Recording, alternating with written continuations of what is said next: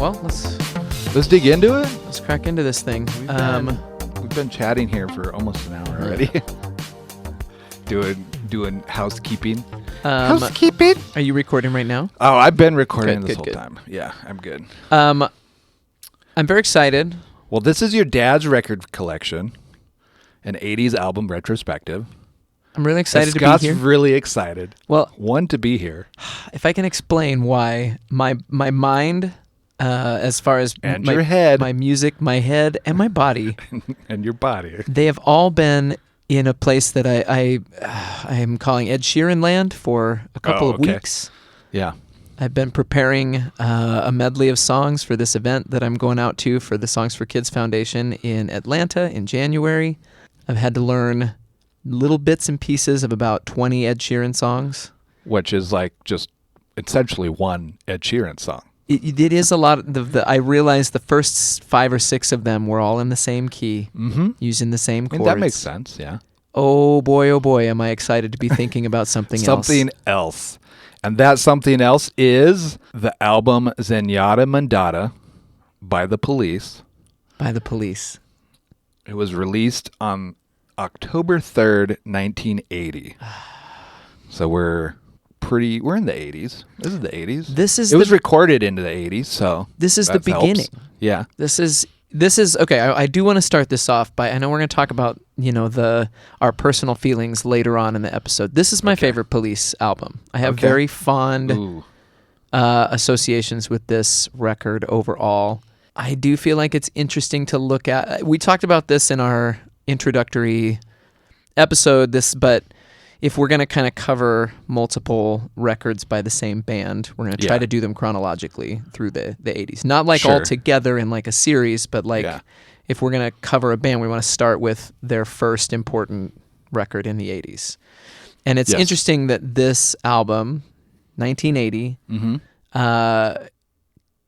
being released right there, in a lot of ways, the sounds that you hear on this album and kind of the sounds that the band and their producer, we'll talk a lot about this, but that they create, these are the sounds that then get copied by pretty much every new wave band that's using this kind of guitar-based, these sounds then echo through the rest of the decade. Okay. Yeah, that makes sense. I concur with that, and I can see where that is, or why that is. Yeah. Are you a Sting fan? Do you like Sting? Again, we're going to get into it. Do you want to start off with a hot take? I just want to know, a real hot take. What's your what do you think about just Sting as a songwriter, even as a singular person, as a post-police artist, the trajectory of his career? What do you think about him? Well, here's the hot take. I like him better than Paul McCartney. Wow. I know you can't have one without the other. You can't have Sting without Paul McCartney. Right. Understood. Paul McCartney will go down as the greatest ever. Yeah. I understand that. Yeah. I love him. If I were to sit down on a deserted island in the middle of the ocean and I had to choose between Sting or Paul McCartney, this is weird because I'm a pop head, I would probably do Sting. You'd choose Sting. Yes.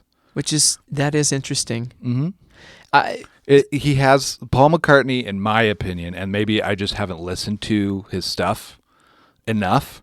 ADHD will do that to you, but he has our first episode was Huey Lewis, and I said in that episode that, halfway, 3/4 of the way through, it was starting to get kind of boring because all the songs were the same. And so it was kind of nice and we talked about that album and went through why that was and all that sort of thing and what they were trying to accomplish.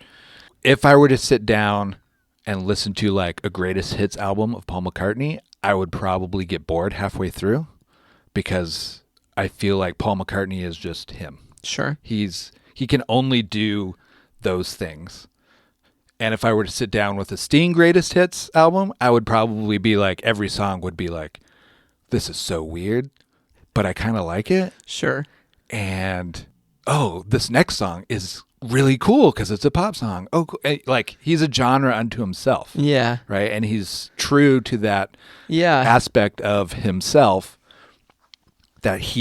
so that's my thoughts on him, on Sting. Okay. I like that. I like Sting better as a bass player. Oh, that's interesting too. Yeah.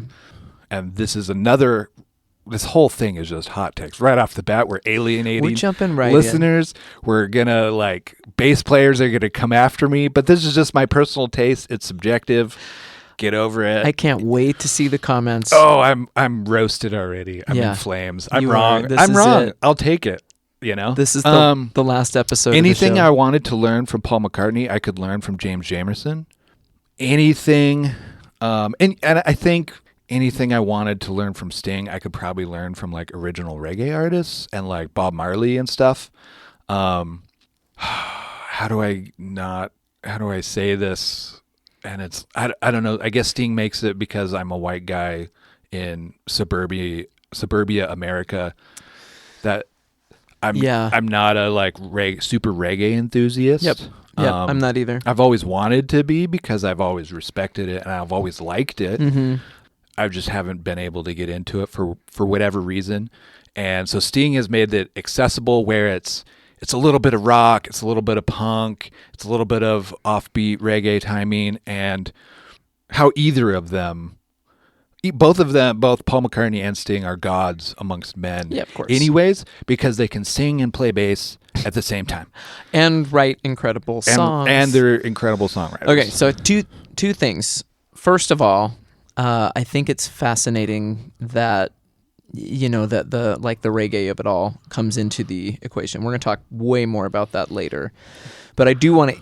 I have 2,800 words just on the Ryan's writing history a book of reggae. I read a book and watched a 3-hour YouTube documentary and 42 podcasts and 37. He's going to inform you. I'm just making up numbers, but yeah. So let me say... If we want to get into that, we can. We don't have to. Oh, I want to hear about it. Okay. I will issue a correction from something I said offhand in the Huey Lewis fact episode. Check. Which was, I mistakenly referred to some of the influence when we were talking about punk and new wave as the third wave ska, which is not what that was. It's two-tone ska that I was thinking of. Okay. Third wave ska is the stuff that sort of, in my mind, ruined reggae for me, which is the influence of bands like Sublime and the late 90s, that. Maybe that's why I don't like it. I think a lot of us... Because it was co-opted too much. I don't like those bands.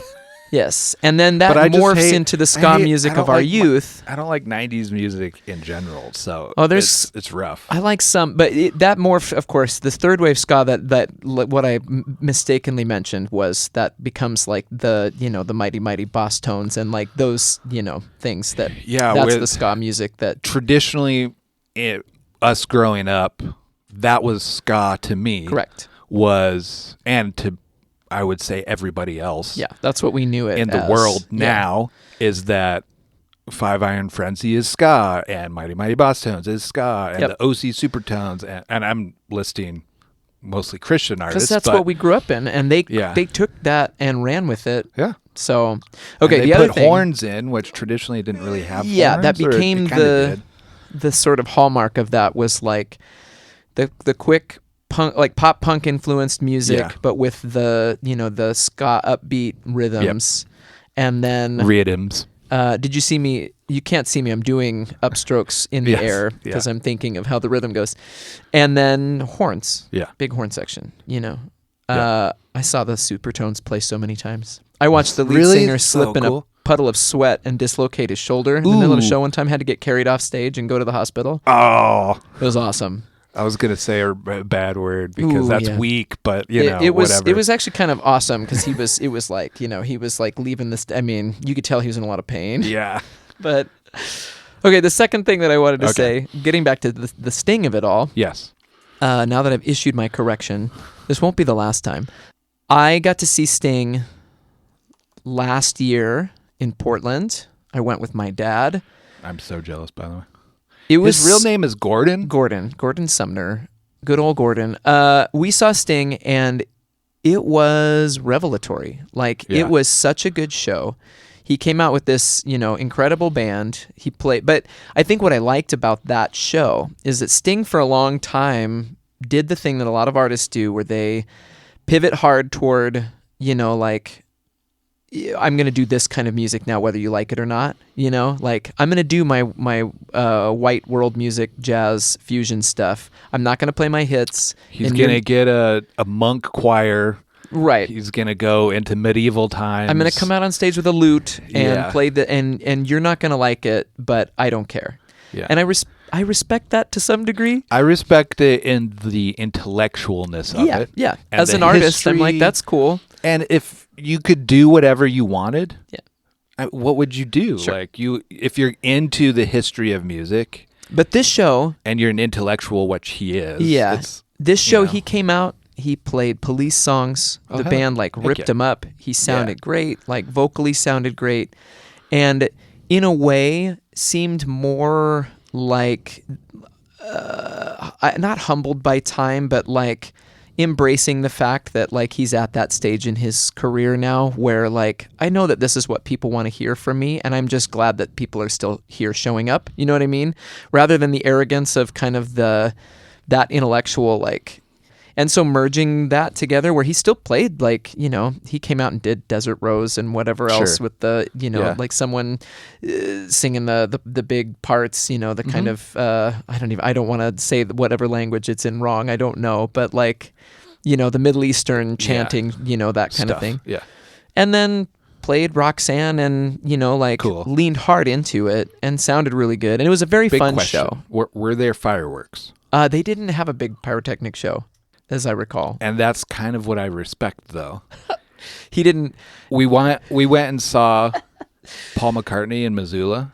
I saw him on that same tour. Oh, and fireworks and Live and Let Die. Yeah, spectacle and stuff. And part of me was like, oh, that's cool. But part of me also was like, But really Paul also then came to the front of the stage and played Blackbird's solo on his acoustic guitar. Made me cry. Yeah, so that's true.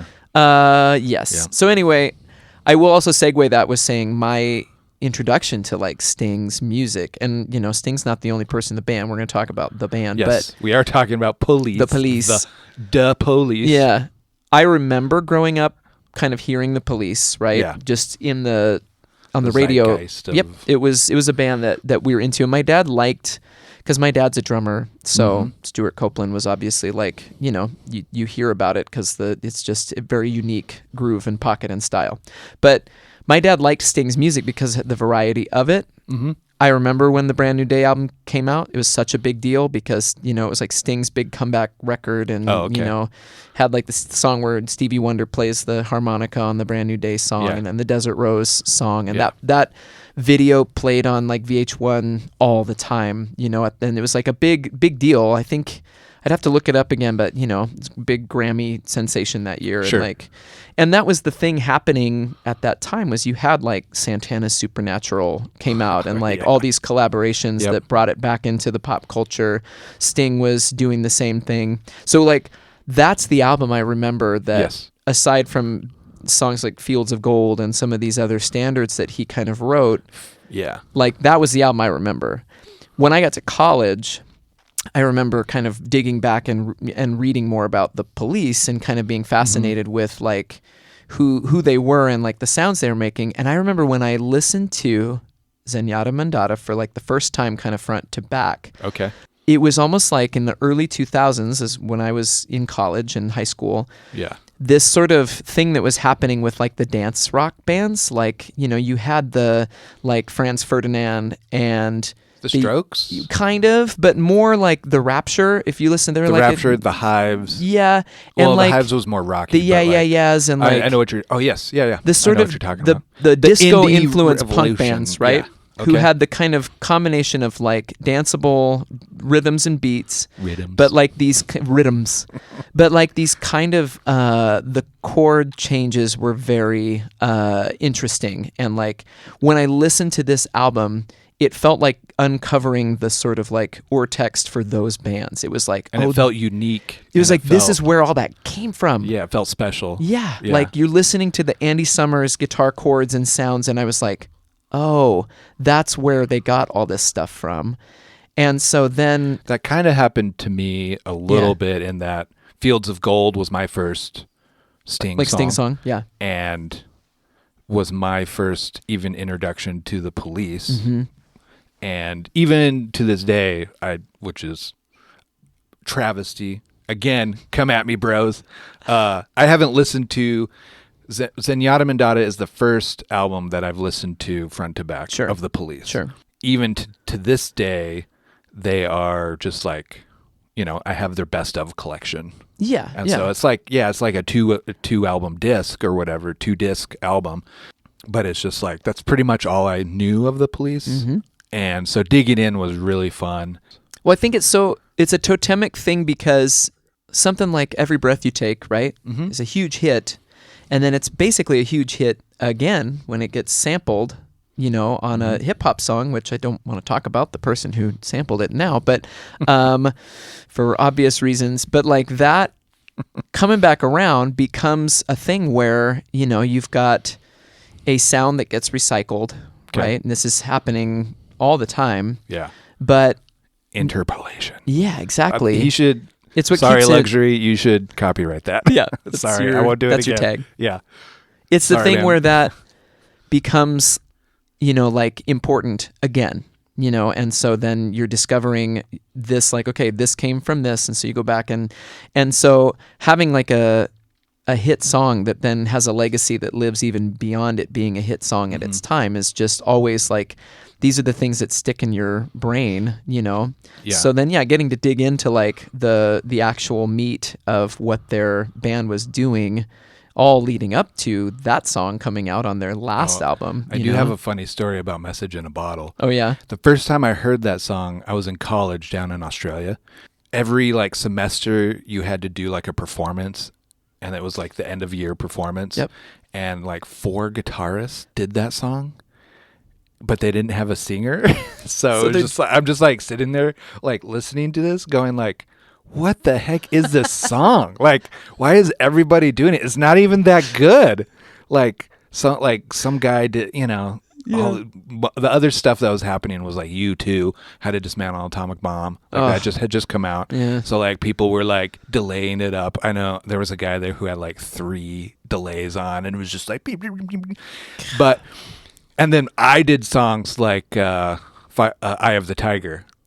Where we had 2 bass players. One was doing, and I was doing the like harmony to it, and that was super fun. Look at you. The 80s was in your blood. Right? Yeah. That's what I'm saying. And we were the only ones that got an A+ from it. Well. And like the lady, one of the judges came up and was like, this is tooting my own horn, like shook my hand, was like, you have a future. And I was like, okay, cool, thanks. Like I had no idea what was happening. But that's my, not really funny story, but my funny story was just like, that was my first time like hearing that song ad nauseum of just like again and again. And it was like, what is this, guys? Choose a different song. And I think, so what is it about Message in a Bottle that guitarists love? Tell me, a guitarist, tell me. It's a fun riff to play. It really is. Yeah. It's the combination of how, and this is exactly, I think, a good segue as we move into the band, talking about the band, is just that the synergy of having this like basically kind of punk influence and aesthetic, right? That they thought was interesting and kind of a way to appeal to a mass audience. Yeah. But with all of these sort of jazzy, fusiony like influences that, come from their backgrounds as like really good studio and live players, when you put those things together, you get a riff that like on the surface is like sounds kind of simplistic, right? Because the punk, it's like the like it's really going just, but like the guitar riff itself is like, has a really cool, complex like thing to it. And it's fun to play, and then kind of going back and forth from those things in the verses to like the really simple sort of punk rock chorus is like, it's really satisfying. It's very fun. I can't imagine like, I'm trying to figure out why 3 different people would pick that song as their thing. But for whatever reason, it was just like, that's what they're, and we were all like 19 and 20s, and so it was probably just a riff that they could do, and was a cool song and a cool riff. But it was just weird that, like, you know, out of 10 guitarists, like 3 of them chose that song. Do you remember when "Walking on the Moon" was used in that Jetta commercial? That's one of my favorite Police songs, by the way. It's an unbelievable groove. I had a crazy moment the other night. I was like, hey, I should learn some Police songs on bass just to, like, know what I'm talking about a little bit. And I sat down and I played "Walking in the Moon," not having ever learned it before. Yeah. And then when I turned it on, it was like exact. And that was one of the first times that had ever happened, where I, like, could hear it in my brain and play it, and then put the song on and be like, oh, I was right. It stuck so well. It was such a great moment that is like, yeah. And so that's one of my favorite Police songs, which isn't on this album, by the way. Nope. We're being sacrilegious and talking about pre-80s. We got to work up to it. What year was that? It was on the second album, so no, 79, 78? I mean the commercial that it was on that, like... Oh, I don't know. It was everywhere. I'm going to have to look that up and see, because it's going to drive me nuts. Okay. Yeah, it's like... It's just so... the tone and about it. I would like to talk about Andy Summers for like a minute. Well, let's talk about how the band got together, just a little. And to do that, I feel like we got to go even back further. Okay. Do you want to go deep? I think so. Not deep into the essay of Mayan Ronson. This is my alter ego. Mayan Ronson. Mayan Ronson. Yes. I think we just need to get the history, because again, this is the first time we're covering the band, and they are important enough that we're going to probably see them 3 times as we do this podcast. Yeah, we got 2 more albums, and then, like, Sting has albums, and, like... Yep. Yeah, okay. In the 80s and all that sort of stuff. So they have a best of album that charts in, like, 86 or something like that. Yeah. It's like it reaches number 1 in the States or something ridiculous. So yeah, we're going to... I feel... And also, like, these beginning episodes, I think, are a good time to get into the deepness of genres, maybe. Sure. So that, like, when we're talking about reggae, people will understand, and we can point to, like, hey, you can go back and listen to this back episode and get some context if you want, or not. If you want to... If you want to Christopher Nolan it and do a Memento and just, like, jump in the middle, that's cool too. You can get tattoos on your body of different things from different episodes if you forget. Yes. Yeah. The first one will just be sports, all caps, exclamation point. Sports! No exclamation point. No? Okay. We can't do that unless we cover 4. And this one will just be rhythm. Just rhythm. Feel the rhythm. So, you've got your essay. Want me to get into it? Well, let's just say, first of all, right, that, because I know you're going to have a lot of details to fill in, but, like, the flyover is just that you've got 3 guys from, like, very different I get to scenes. I get to the flyover at the very end of this, like, where reggae comes from. Okay. So there's just a lot of interesting stories that I didn't know, and I feel like we need to... Ryan, tell us. As musicians, we need to know these stories. Like, where did the term, quote, sound system, unquote, come from? Well, it came from Jamaica, and it came from reggae DJs. I think you need to tell us. Okay. I'm sitting here with your dog on my lap with a blanket on. He's ready for story time. Get some hot cocoa, put on some slippers, and just ready. Relax to the dulcet tones of Mayan Ronson. Yeah. Mayan Ronson is my alter ego who really likes long titles, which I think a little bit of him came in when we chose our podcast title. But so this is an essay, a little history on reggae and how it influenced the police, a paraphrasing by Mayan Ronson. And he's going to paraphrase it even more right now. Yes, it's a hardcore. Maybe we can do like you can post a link somewhere to the whole thing, in the show notes so they can read the whole thing. Well, they should go read my sources, which are it's called Bass Culture, When Reggae Was King by Lloyd Bradley. Super great book. There is a YouTube video on YouTube, weird, called A History of Reggae, and it's by the Grammy Museum, and they have like 5 artists, and when you watch these, I just got to say, when you watch these 5 artists come out one by one, they each have like their own distinct walk and like a vibe when they come out, and you're like, holy crap, these guys are serious. And it's like serious musicians keep that in mind when I'm talking about competitions and DJs. It's like a very like life or death thing for these guys. Okay. Because Jamaica is where Usain Bolt came from, so very competitive culture. Understand that. Okay. Go back in time. World War II happened.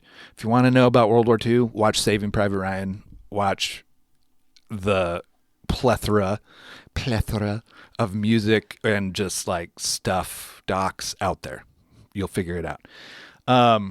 What's important to this segment and important to the world is that a lot of people in England died, and which created a lot of jobs, particularly musicians that were needed for nightclubs, right? And because those got popular from the soldiers needing a place to distress and relax and like party. You see these in everything, right? The bars where they go dance and nightclubs and stuff. Well, it just so happened that there was an island that was colonized by England called Jamaica, where resorts were building up. Sandals, The Office, Sandals, Jamaica. And really good musicians were playing at these resorts. So the rich people who were vacationing there were like, these guys are really good. So come to England, come to the United States and have jobs, mostly England. And so a big migration happened throughout the 40s and 50s. There was also just a lot of like jobs that English couldn't or would not do, like trash, just migratory immigrant worker jobs. Well, that created a need for musicians, right? Where that Gulf happened, there was a big hole that in Jamaica then that needed musicians at the clubs and resorts. So they essentially created what we know as DJs. And this was in like the early 50s. They would get records, they would spin the records, people would dance, and more people would show up because it's a party. And before you know it, they'd be dancing in the street and you couldn't hear it. The DJ would have to rig up even more speakers and more power so people could hear and dance in the street. And like, then it became like a competition because the bar down the road would have like the band in the street and people would, oh, that song's really cool. They'd go to that song. And then the other guy would be like, well, I got to find a new song and get bigger power and speakers. And so they would put it on so that people could hear it. A big story that I really like is that in the late 50s, one of these DJs was in Miami for like a trip, and he saw these huge lighthouse horns that they have for like when it's foggy and stuff, and was like, I need like 4 of those. And then he rigged them up in his like little dance hall thing. But that is like where the sound system came from, because a guy named Headley Jones, and I'm kind of skipping around a bit, so pardon my uhs. He created one of the first 3-band EQ capable amplifiers for a DJ called Tom the Great Sebastian, who is the DJ credited with coining the term the sound system, because this guy Headley Jones was like listening to the DJs and going like, you guys are just cranking the volume. That's all you're doing, which if you know anything about sound, when you do that, it distorts all the frequencies. Right. And you could get a huge subwoofer or a big, huge speaker for the bass, but you're still pumping all the EQ bands through that speaker. So he's like, well, let's separate those out so like we can actually crank the bass. Tom, the Great Sebastian, was the DJ who like got that. Well, and is this still in the days where you're mostly like listening to mono mixes of records? Yes. So like when you're playing them, it's not like you've got a stereo separation. This was even pre like vinyl records. They were using shellac and like acetone records, which like they wear out. So then Tom basically took Headley's amp and was like, well, now that I can separate, I should have a different speaker for each frequency. And so then he saw those huge lighthouse horns and was like, and we're talking, it's as big as a house, like it's huge. Yeah. It's as big as this couch almost. Sure. So he was like, okay, let's put the horn for the highs, have a mid, and have a sub. And that's where like, this is my system, my sound system. And that was like in the 50s, right? So this was pre-Fender almost, or like right when that's coming out. And so a big thing was that rock and roll was coming out. Mid 50s, late 50s. They didn't really like that as much because it wasn't as bass heavy. It was guitar centered, right? The beat was good, but they didn't really like how it was like a little bit faster, guitar centered. So they were trying to find R&B records. They were trying to find everything. And they had to find new records. And there's a story about a guy who would like be a migrant farm worker, and he would just, through every town he's in and every farm he's in, he would just like buy records with his paycheck. And then at the end of the season, he would come back with like boxes and boxes of records. And like he became like the supplier for the new records. And this was also like, they didn't have a radio station in Jamaica, but they could get radio stations in Nashville, and they could like tune in very faintly, and then they'd have to order those records, and whoever had it first, that's how people heard it. They weren't hearing these on the radio station. They were hearing them at the clubs. Yeah. And so whatever DJ had like this song that he would play, it was a hit. People would flock to that, and he'd make money, and he'd be king of this DJ circuit for like a week or a month or until the next one came out, right? Well, and we should mention too that this is there's a time in the history of recorded music where radio stations the copyright laws did not allow them to play recorded music on the air. Oh, okay. So you had people that would play, that had famous like live shows, right? Sure. Like all of these, like, the Carter family, or like people like that were famous for doing like a live show on the radio either every day or every week or whatever. And that's why, jukeboxes ruled for so long, because records in those clubs, which has ties to like the mafia that like owned the jukeboxes, and it's a whole other thing. But the shift from sort of the DJs in a club playing records for people to dance to like DJs on the radio playing that's an interesting shift too. Yeah. Speaking of shifting, these DJs, because they didn't like what was happening with rock and roll and they wanted more R&B focused and stuff, they were like, well, I have this sound system, and I know the musicians that have stayed, I know them, and then so why don't we just make our own music? And this is also getting into, there's political ties there too, because Jamaica was starting to feel restless in the late 50s, well, always feeling restless, but like from what I know, in the late 50s, early 60s is when the like independence from Britain, from England movement was really taking hold. And so they were like, well, let's just make our own music. We can do this. Yeah. In 1956, the first credited ska track, which was the first like music to come out of Jamaica, is called Easy Snappin' by Theo Beckford. And it's one of the first times you hear the switch to that upbeat. Yep. Which apparently the name ska, they believe, just came from somebody who was trying to explain the rhythm to the players and use that. It's short for skank. Yeah. Yeah. It was like trying, yeah. They called it a skank. They called it skank. And they loved it because it was lots of bass. It was very bass heavy. And you could just crank it. And they would produce these tracks for these competitions. So they'd get a group of musicians together, make a song, and then debut that song in a competition, and it was very competitive. I can't stress that enough. Just very cool. And so the rest of the 60s, you have like kind of a rebellion of sorts against rock and roll. Ska was developed into reggae. And again, I'm paraphrasing 10 years of stuff. That's all right. We got a lot more to talk about.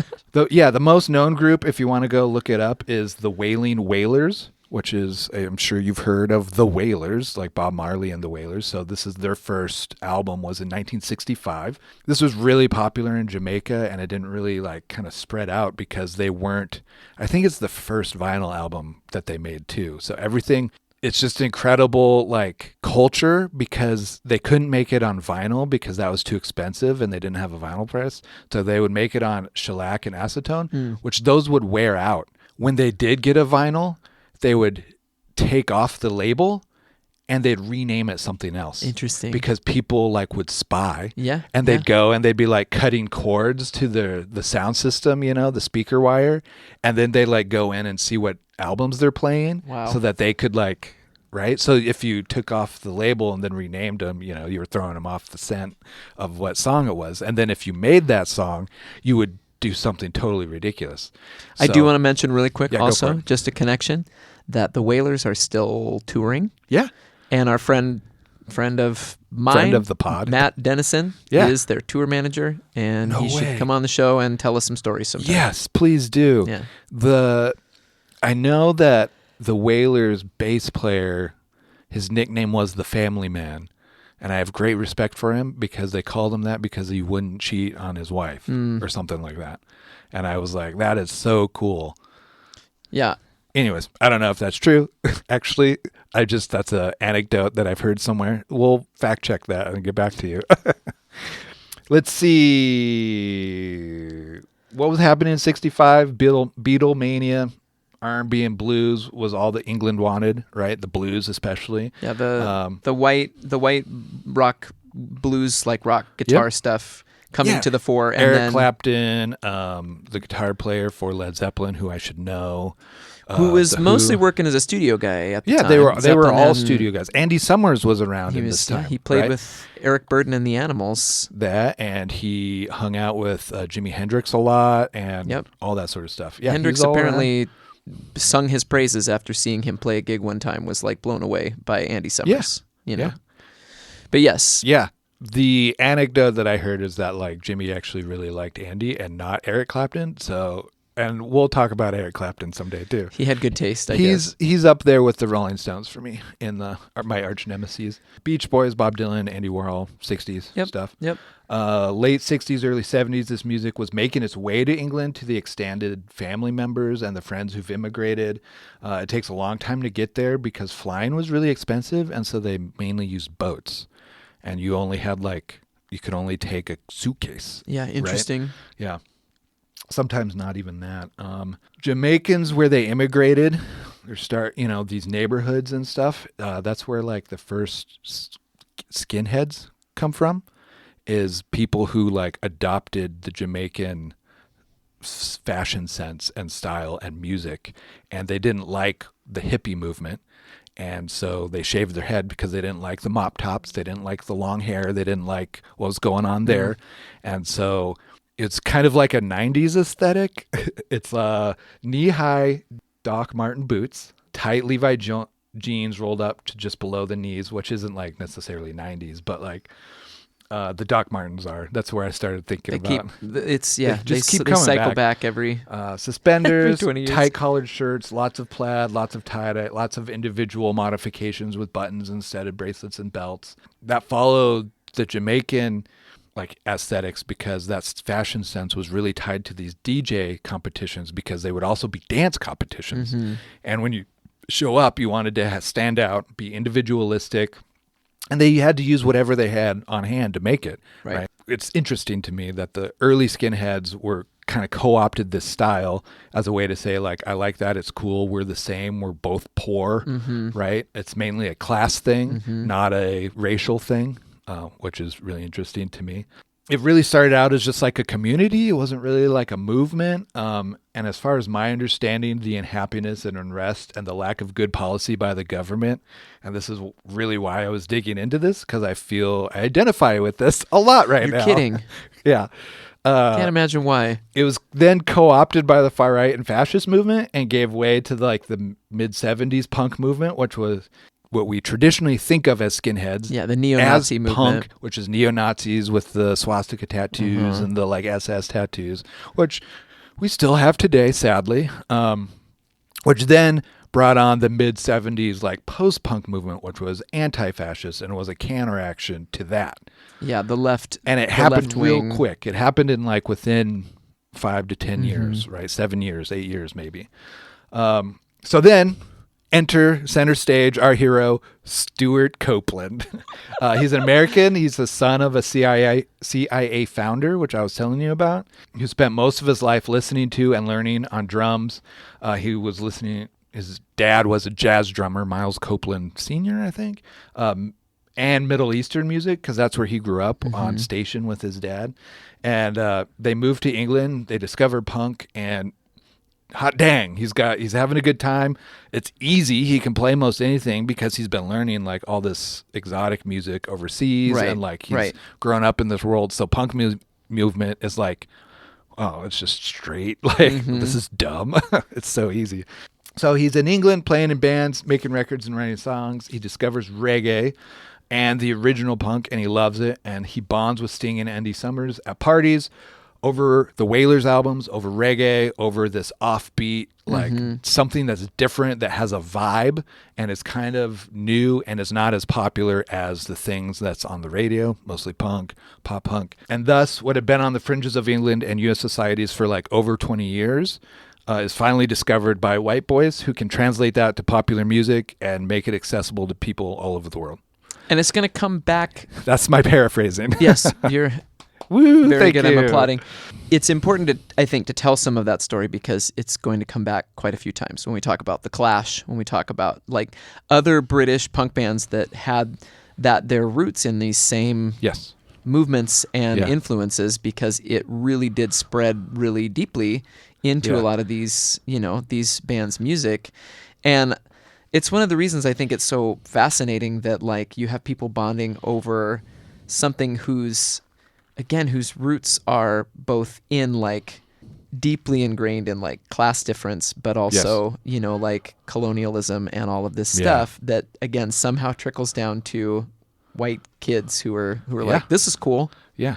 I don't, and it would take, that's the other interesting thing. It would take Sting until this album, this is third album. Yeah. So to that's like important. write a politically driven We're skipping forward song. 4 or 5 years. Well, let's just say really quick. In time. Okay, go for really it. quick. Yeah. You basically have these three guys that come from backgrounds that are, again, in music that is not punk music. Like Sting, he and Andy Summers met when Sting's playing in like a jazz fusion band. Yes. And Stuart Copeland is playing in like a progressive rock band. Yeah. And they meet and exchange numbers and decide to get together and jam. And like Sting had just moved to London, so he didn't know anybody. Yeah. And so it's funny Probably still called Gordon. Yeah, Gordon, Mr. Gordon Sumner, And they liked the punk rock thing, but like they had a different guitar player. So we should mention, he's Henry Padavani was like originally their guitarist. Did he do anything else? He, it's not as like well known, but he so was, he did. We just don't know what it is. He was replaced basically because when they met Andy Summers, right? Yeah. And Andy Summers is like a whole decade older than Sting and Stuart Copeland. So he had a lot more experience. And again, he's like a jazz guitar player, studio guy. He played with a bunch of bands like, again, Eric Burdon and the Animals and these guys. Like when they meet him and realize like, because Sting's starting to write things that are a little bit outside of what their guitar player can do. And even though it's punk influenced, like he's trying to push it in a direction that has some things that... Yeah. So when they meet him, they're excited about the fact that like, this opens up possibilities for us, but we don't want to lose this other guy because he's our buddy. And Andy Summers is basically like, it's either, like me, I will be the guitar player, or, and... Does he actually give him an ultimatum? Kind of. Yeah. They keep the other guy on for a little while, and they just realize quickly it doesn't work. Yeah. And like, there's actually like they do have apparently it's classic musician passive aggressiveness where they just hate confrontation. It's which is funny because we're going to talk about that in further records where the creative friction between the members, which is famous, becomes the height of petty passive aggressiveness. Yeah. But I mean, it's just interesting. They did release a song with that other guitarist. Really? Yeah. Oh. In '77, but it's like, it's something that apparently it came out. Mick Jagger did a review of it in a local publication, but like nobody's ever heard it, I'm sure. Okay. It's called Fallout. Came out in February '77. Oh. But, they build the trio that becomes the trio. Yes. And very quickly it's like, oh, yeah, this is like... It connects. It clicks. Yeah. Yeah. Although it is funny to read about how, because this is a good time to mention that Stuart Copeland's brother is their manager, basically, Miles. Yeah, Miles Jr., Copeland Jr., yeah. So he has a big influence in the band. Very big, yeah. And he's coming around when they're starting to record their first record and basically telling, you guys are terrible. This sounds terrible. Like the early sessions for Outlandos. The way Andy Summers says it in his thing is like he had this piece of paper and he would just like be playing with it.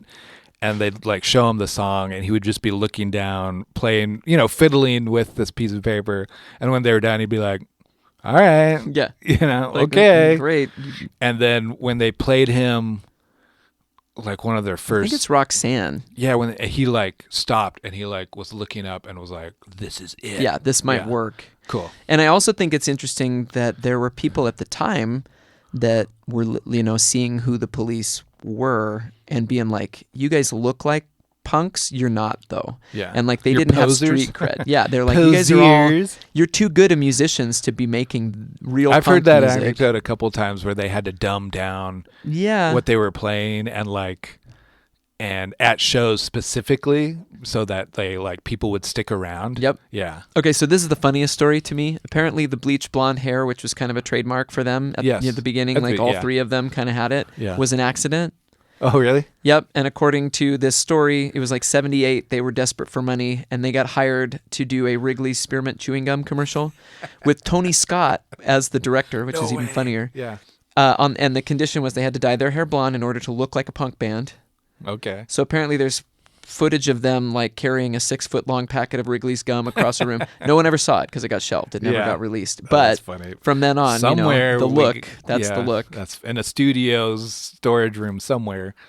So they make their first record. They have a couple of like medium-sized hits off of it, but there's about 2 hits a record. It's like Roxanne and Can't Stand Losing You, and then Regatta de Blanc comes out. Second album. Yep, but it's like a year later. They're like making a record a year. Yeah, it's really 78. I mean, it's 78, 79, 80, 81, and then Synchronicity comes out in 83. Yeah.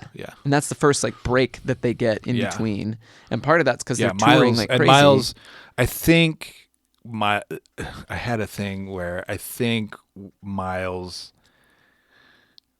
was definitely behind that and had an influence and was keeping them like on track. Yeah. Which I think is good. I think keeping that momentum, because like it was with each release, each album was progressively getting more and more, notoriety and charting higher. And ambition. And the thing I think it's interesting also to notice and note is that the singles on the first 2 records did not do in the US what they're doing in the UK. Correct. Yeah. So they're charting well in the UK, yep, but not necessarily cracking. Like the albums are charting in the US, but the singles are not really like doing, pop kind of numbers. And they're doing okay in Europe. Yeah. UK, Australia, but they're like doing enough. Great. It's not enough for what did we say in the Huey Lewis episode? It's not enough to like retire on. Yeah. Like what sports did for Huey Lewis, they're not getting that kind of success yet. And so I think it's really a smart management decision. It's just like, let's go. Okay, so ZENYATTA MONDATTA, the 3rd album. So this is a crucial point in their career then, because they're touring. They're not quite having that success. World tour. Like this is the first time they're now expanding to like, we're touring the world, we're getting out and the other thing is they've gotten a lot of critical success. Like they won a Grammy for, their instrumental thing on Regatta de Blanc. Like they're garnering a reputation, and with other musicians who there's other players in bands like Rush and other contemporaries who were like, we liked the Police because Giddy Lee. My autocorrect on my phone. This is a good one. Corrected it to Giddy. Giddy. There was a kind of reputation that they had for maintaining kind of their musicianship and doing the things that they wanted to do as a band. Yeah. And not compromising that, while also starting to make pop music that was charting and being able to appeal to a mass audience. And I think there was something about that to other musicians that was really appealing. And so you had other people that were like, we really like what the Police are doing, and we want to, not even if our music doesn't sound the same, we want the ethos to kind of like go that direction, to do what the artist wants, and not necessarily what a label or go in and make me a hit. Yep. It's like we're gonna be the band we want to be. But yes, this leads us to the making where ZENYATTA MONDATTA is an important record for them. Very tight budget, very small time frame. 4 weeks. And in between tour stops, like it's... No songs. Yeah. No pre-made songs, pre-written songs. That's insane to me. Like, yeah, I've gone and recorded like an album in like 3 days, but that's because we spent 2 years working on you got the material. 8 songs, And so going into a studio with no songs and being like, well, you got a month, hurry up. And they had to fly to Britain to do a show, and they did a show in like Germany or in France or somewhere in that time. So like it's not a complete 4 weeks. There's breaks in there. And they've talked about that they were unhappy about that. Like even listening back to the record, they were like, we felt like we were rushed. We're going to get into it about what songs they like and don't like. So what's interesting, they're not having quite that success yet, but they're making enough money that they can't record in Britain because of the taxes. Oh, interesting. So that's why they went to, I think it's Holland at the time, at I can't pronounce this and I'm going to butcher it, so I'm really sorry. But I'm going to say it as Wise Lord because it's Wissellord. This sounds like the best metal band name in the world. Yeah. So maybe Wieslord? I don't know. Wise Lord Studios. If you were going to start a Lord of the Rings themed like metal band or something, Wise Lord would be... It'd be up there. That'd be pretty good. Keep that in your back pocket. Okay. TM. Yeah. We got it. We said it first. We did it. Put it in the mail it to yourself, copyright it. But guess what? That studios is still there. And Huey Lewis, we talked about all 3 studios are gone. It's still there. And you know why it's still there? This is why I think why it's there is because if you want good things to stick around, having a government-funded arts program is one way to have good studios not turn into strip malls. And so that's one reason why they did it there. Also, it was a brand new studio at the time, and they had all upgraded equipment. So it was all like digital. And in England, they were still using the like analog mixing boards, and they hadn't like upgraded their sound systems yet. Yeah. So that's why it also has like something I noticed was it has a different production value to it. Oh, it's a huge upgrade. It's so much cleaner and crisper, like sounding. Everything sounds more, it has a less gritty quality and amazing again that this is like less than it's a year gap between Regatta de Blanc and ZENYATTA MONDATTA, and the sound quality and production quality between the two is pretty startling. Yeah, it's pretty crazy. Yeah. This album is also good because Sting is coming into his own as a songwriter. I really feel like. Well, like I said, he writes again. This is the weird sort of effect of like a movement that starts political and then gets co-opted by people who just think it sounds cool. So then they make it into a pop thing. Who then discover they want to be political, and then that you know what I mean. Yeah. This is the first time he's really writing anything politically driven. And a lot of that had to do with what was going on in the Netherlands at the time. There was a lot of like bombing threats and a lot of political unrest because of the nuclear tension of the nuclear war, Cold War, all that sort of stuff, which is going to be a really common theme in the 80s because it was getting pretty ridiculous. And not to bring it down, still is. Bring it down, baby. Okay. We said they didn't like some of the songs. Or we're just unhappy with the... I'm gonna agree. Well, Sting says in interviews he dislikes most of the album because of the time restraint imposed on the band.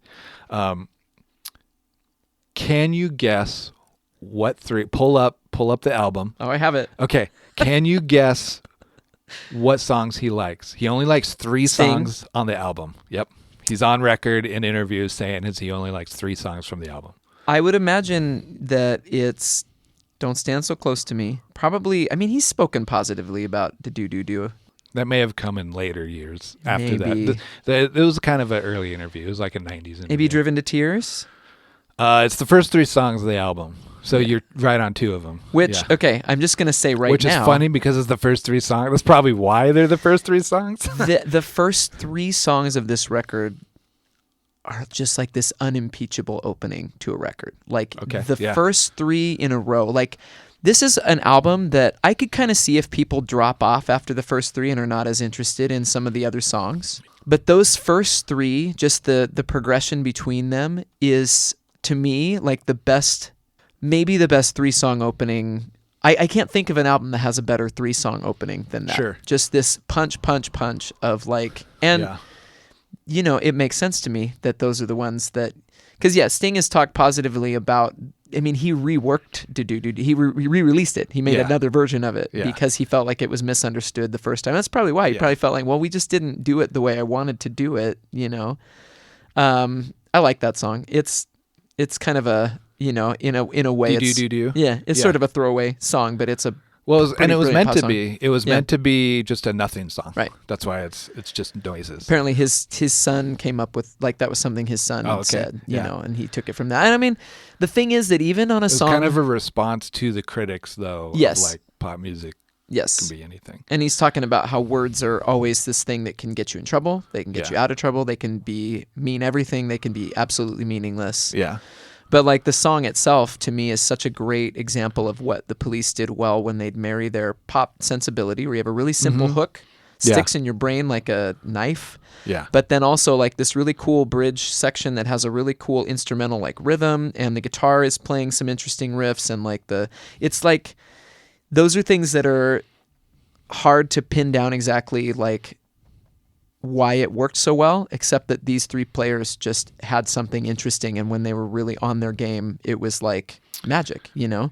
Yeah, they were able to do interesting stuff while also leaving space for the other person to do interesting stuff. Yeah. And it's a 3-piece, so, like, that's kind of a perfect pop. That or a 4-piece. But it never feels like anything's missing. You know what I mean? Sure. Yeah. With the 3-piece, even that, like, it never feels like you're going, I kind of wish that, like, there was somebody doing this here, or, like, you know, it's like they know their parts, and on the songs where it clicks into place and works really well, it's like, to me, it's a master class of music. I didn't know this until I looked it up recently, that a lot of radio stations, because they didn't release them as singles, but later when they'd play Driven to Tears, right, they would just let it roll right into When the World is Running Down, because the two tracks are, you know, like, so good. They're linked on the record, so that it's like you get the drum hit right into When the World is Running Down, like, immediately, so that it feels like they're just one continuous take. Yeah.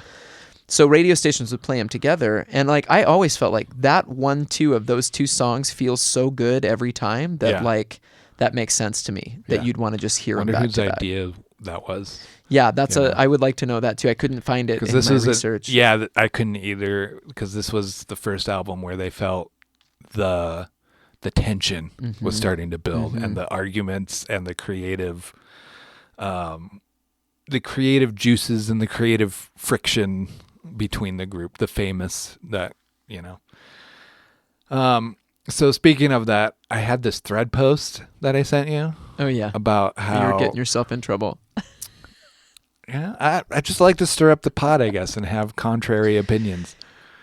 More hot takes with Ryan. That Rick Beato interview with Stuart Copeland came out a couple weeks ago, and within, like, the first 5-10 minutes, it was just like, oh my gosh, Stuart, like, it clicked for me why this creative tension, because I never could understand that, right? Of, like, ingrained in me from the very beginning, the second I picked up a guitar, was like, you serve the song, you check your ego at the door, you serve the songwriter, you do what is told for you, from, you know, do what is expected of you, and you find your creative voice within those constraints. Yeah. And Stuart was just like the antithesis of that.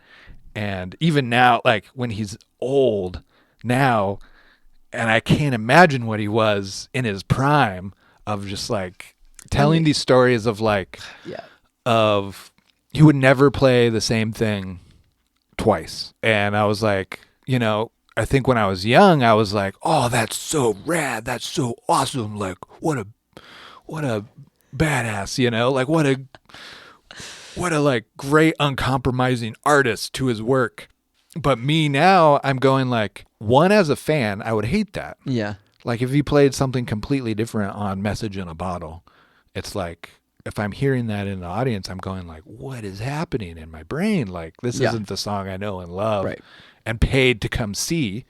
So that's a fan expectation. Another one is, like, I'm understanding Sting's problem with, like, dude, I wrote this to be this certain way, and I really want it to be that certain way.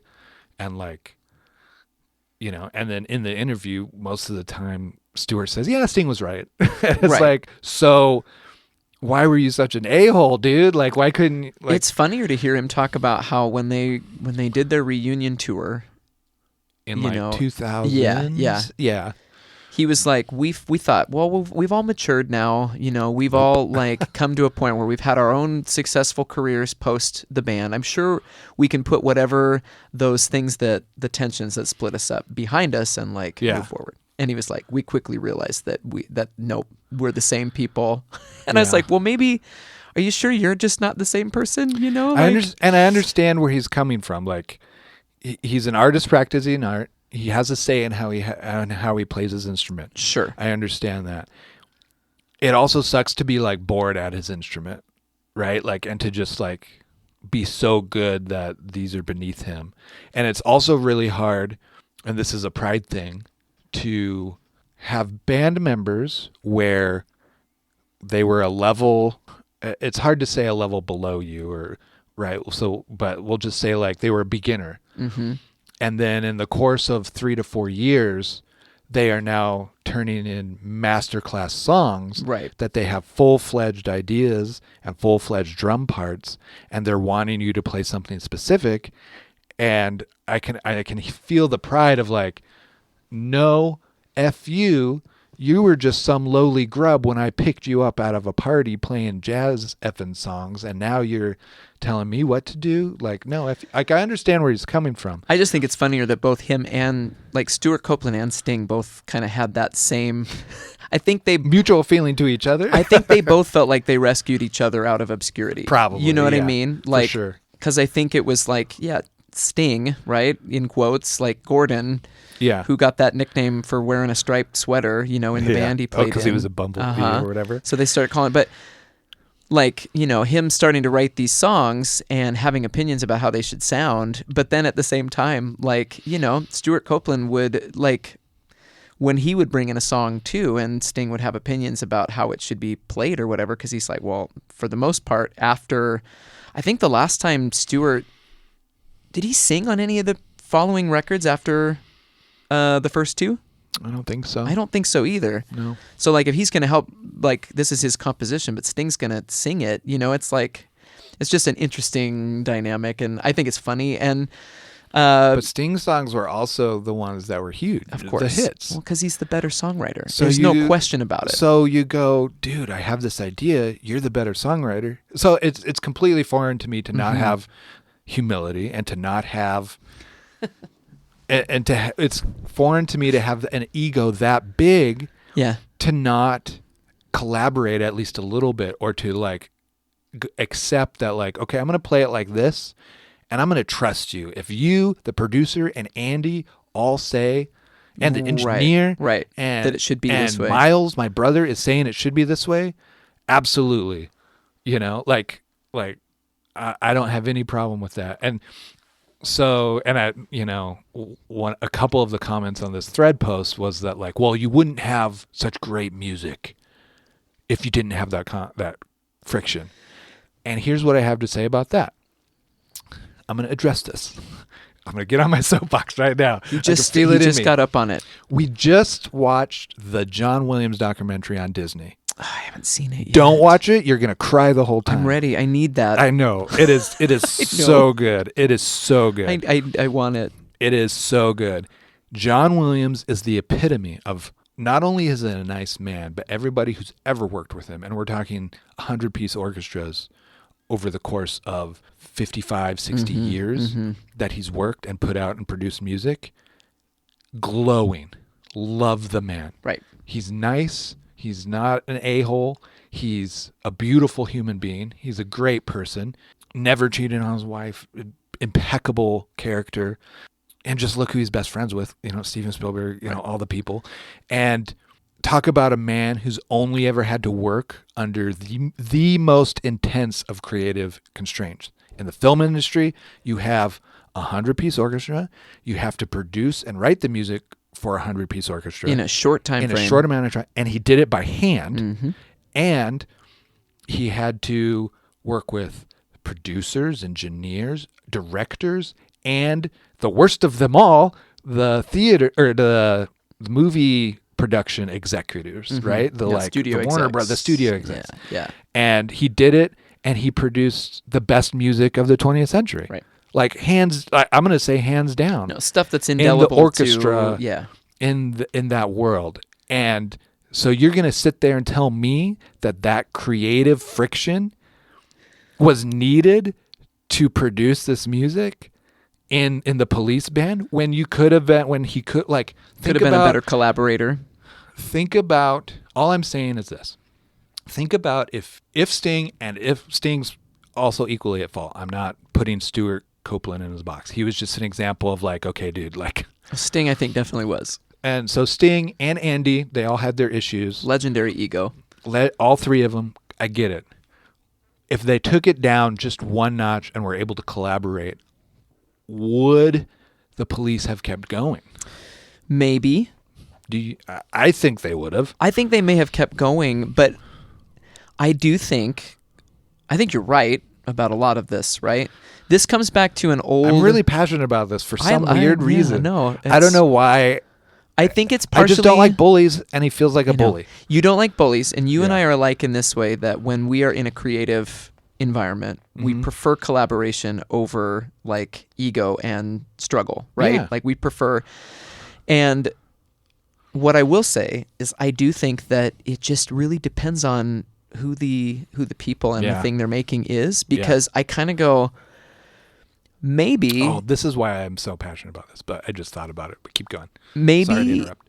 if they could have figured out a way to put their egos aside and work together better, like police would have kept going, and maybe the music would have started to suck, because sometimes there's something that can only burn so hot for so long. You know what I mean? And there's a reason it's burning that hot. This is probably their point that they were trying to make on Threads. I feel the same way about the Beatles. Which is that by the time you watch the Get Back documentary. Yeah, but drugs. Well, drugs, sure. But I think when you get to the point where, and I mean with the Beatles, it's a whole other thing that we're not going to talk about right now, because, in the wake of like losing Brian Epstein and like somebody who's driving the ship, all of them are kind of like trying to figure out what the heck do we do? We have to be adults now. We don't know how to do that, right? We got to manage our business. So poor decisions are made. But I do think it's interesting to see as like in that setting where George Harrison is developing as a songwriter, but no one wants to take him seriously because in a way they think of him as the little brother, and they're also threatened by the songs he's bringing in. Why? That's just how it goes. These are the frail egos of insecure people. But it's like when I think about like that all tanked need therapy. That tanked the Let It Be sessions, right? Yeah. But then also when they were like doing that to me, that's part of what made the White Album so great. And then they put that aside and collaborated well and made Abbey Road. So you have like, in a short span of time, the polar extremes of like the band maybe at their most like separated, making a great record or at least a great piece of art. Whether you like the White Album or not is kind of up for people's like, but then coming together and also making a great piece of art. Yeah. I just wonder what happens with a band. Like I hate that we have to harp on this every time, but when was the last time that the Rolling Stones were a relevant band? Never, in my opinion. They're the band that, You're to me, asking the wrong person. They've been around for so long. 1969, when they had that insane concert in Altamont. Sure. That was the last time. Yeah. And it was a terrible thing. But I mean, it's just this thing where to me, sometimes you have a band that stays together. They still make new music with a lot of their original members. Mm-hmm. And the magic is just there's nothing there. What about Bruce Springsteen and the E Street Band? Now, Bruce Springsteen is an interesting... He's not really a band. He's no, Bruce, but the band is the band. The E Street Band is the band. Yeah. They are an anomaly in so many ways. They're the best bar band in the world, I think. Bruce Springsteen manages to be one of the sort of, I would put him somewhat in the roots category of music, right? Americana category that flies over the 80s trend of that sort of, crushing a lot of these artists that did not know what to do with the 80s. Yeah. And Bruce Springsteen takes off and soars through. Yeah. He finds a voice in the 90s. He continues to be relevant, I don't know, man. It's bizarre, but I guess that also proves just how difficult that is to do. Like I think about you too, also. You were talking about how to dismantle an atomic bomb. That was the last, for me, that was the last time they were relevant. Yeah. I don't even like that record. Oh, really? Oh. I think I'll say this was because I was in college in Australia. That was my first taste of U2. Sure. And I got to go back and pick out War and pick out Boy and pick out Joshua Tree. And I actually like their first 2 albums better.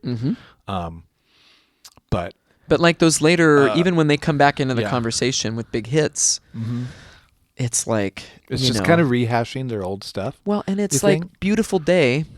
It's a fine song. Basically, it's now just the background for commercials. You know what I mean? Like that's what it is. Sure. And we talked about Walking on the Moon was also a background for a commercial. So eventually maybe everything just gets used that way in American consumeristic, like, culture. Like that's just what it is. It gets recycled into an advertisement. Yeah. But in a way, it's like, does it get recycled into an advertisement for when this band used to be good? Or is it like a memory of like this band created this body of work? I think it's because they're too rich and they got too successful. And now they're in their Dublin castle. This is using U2 as an example. They live in castles, literal castles. And I mean, at least I know Bono does. So, and they're like kind of removed from the aspect of the dirty. And this has been my thing with like J-Lo, Jennifer Lopez, and like even Mariah Carey, and now Katy Perry is like, okay, you want to reinvent and reinvigorate your career and your image, throw all of it away, get a really, really good local band, kind of like what Alan Stone did with the band here in Spokane. With our boys. Blake Braley and Tristan. I forget his last name. Hart Pierce, that's right. Look their music up. It's incredible. Get a really good local band and then just do club gigs. Like you're going to sell out the club because you're you, but hone your chops. Think about like what T-Pain did, where all he was known for was auto-tune. Yeah. Right? It became his whole thing. And it became his whole thing. But then when he does the Tiny Desk concert and blows everybody away with like, oh, he's actually a real musician. Yeah. That's what you do is you forsake the big line. You don't put out a new album by a producer who's been accused of rape and stuff, Katy Perry. You don't collaborate and spend millions of dollars on an album. You go to a club and you go back to your roots and you do how Stella got her groove back, right? You get your groove back. So, but I want to go back to why I'm harping on Stuart Copeland versus like John Williams or whatever. My question is, do you think that the Police could be the Police with a different drummer? No. I do. Oh. I don't think Stewart's that great of a drummer. Here comes your hot takes again. That's a huge hot take, and I'm coming at me, boys.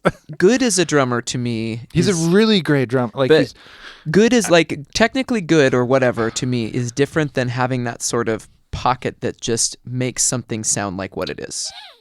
And it's why I will defend Ringo until the end of time. He's the only drummer that could have made the Beatles sound like the Beatles. Oh, for sure. Right? Yeah. I feel the same way about Stuart Copeland. I think that was an ego thing, though, too. Is that I think he was comfortable with just being a really, really simple, chill drummer. But it's the thing where if you have somebody who's it's the fact that we're still talking about Stuart Copeland, right? Stuart Copeland's drumming. But we would be talking about somebody else if it was somebody else. There's a lot of bands that I think about them as bands that I think are great that I couldn't tell you who some of the players are. Like, I think the drummer for Toto could have been the drummer for the Police. Like, I think it might have been too clean, might have been too polished. He might have done too much of what Sting or the producers wanted him to do, and you don't get the weirdness that happens. I don't. Maybe. That's a good point. I'll concede that point. I really like you probably wouldn't get the creative juices of messing around with a guitar pedal on your drums. Yeah. And getting your hi-hats to kind of get into a weird place. Yeah. I don't think it comes down to whether or not Stuart Copeland is one of the greatest drummers or rock drummers or whatever. I think it comes down more to you get these three individuals whose personalities and musical ideas and egos for a 10-year span of time happen to like align enough to create things that then become so influential that we're still talking about it and like hearing sounds that were, created by them The being used again, This is also why we're not like prolific musicians. I concede every point that comes at me. I'm like, yeah, you're probably right, but I can't help but just think about it. I think it's worth with thinking the about. what ifs. Oh, absolutely. And I think there are bands I believe are better off because everybody in the band is a really good collaborator and knows how to serve the song and knows how to like do their part and make it work. Yeah. And I think there are bands that, again, burn bright for a little while because everybody in the band like fights tooth and nail for their spot and their idea. And maybe that doesn't work long term, but maybe that also means they don't lose the magic. You know what I mean? And yeah, there's something to be said about that. Okay. I want to talk a little bit about how Andy Summers is a guitarist. We started talking about him and got sidetracked. We did. I forget. I actually like him a lot more now than I did before. His contributions to kind of what happens in, like I feel like music going forward through the decade, right? Mm-hmm. I think it has to do with these really big, beautiful like chord voicings that he uses, right? These very jazz influenced chord voicings. Using like 7 fingers. Yeah, I mean, I don't know how. What? Yeah, he's like, he's literally doing things that it's like you learn these techniques from jazz, and then he's kind of taking those ideas and backing them up to make them sparser and more open, and again to kind of fit this reggae influenced, punk influenced style. Yeah. That's really when you listen to it, you can hear the roots of those things, but it's not either at the same time. Yeah. You know what I mean? Like Walking on the Moon is such an interesting example, and that's not from this album, but we're going to use it because I think that kicked the door open for a lot of people in the way that it sounded. I think it's the perfect Police song. And it charted in the 80s. Okay, it charted in the 80s. Oh, it did? Oh, good. So cool. But Walking on the Moon to me... Then that's allowable. Yeah, sure. Yeah. It's permissible in court. It kicks the door open for this sound where he's using effects in a way that had not been really like used in this way before. Sure. Like chorus and delay. And that was kind of new. Chorus was still a new thing. Okay. You had a lot of bands that were leaning into using specifically the jazz chorus amp, the Roland Jazz Chorus amp in stereo, the stereo amp. Where for the first time, if you could chorus it between the two speakers, you just got this really kind of beautiful, it felt like kind of this watery sound. So, of course, Andy Summers is a big... How dare you? Yeah, I know. You can cut all of that out. Stewie and Andy. Andy Rhythm. Andy Summers uses this sound, right, in this jazz chorus amp, and then becomes also one of the first people to really use the first iteration of the chorus pedal from Roland, which is the CE1, which is kind of an unwieldy box, but has like a pretty good range of like speed on how fast it would do the chorus effect. But then, of course, becomes really famous for using their follow-up, the CE2, which then that sound, you can ask and look up any guitarist that was, looking for like, the chorus sound, where it kind of came from. And to them, Andy Summers is always in like maybe the 2 or 3 people that they mention where it originates from. Yeah. And that goes on to influence, like you talk about Johnny Marr with the Smiths and like Robert Smith with the Cure and, all of the, and again, like the Clash and like these other bands, like Andy Summers, it's still like maybe the most influential person to use that sound that becomes every guitar sound in sort of new wave or rock or most anything in the 80s is a chorused guitar sound. Yeah. So we should also say, for people who don't know what that means, the chorus effect is a modulation effect that creates a very short delay of your signal. So it copies your signal and then plays it again, but it does it in a way that makes it sound like there's 2 guitars playing it at the same time, but slightly modulated from each other by time and pitch, just barely. And that the name chorus was meant, like the original idea was to make it sound like there were 2 parts playing at the same time. Yes. But the effect gets used very differently after that, of course, as all effects do. Yeah.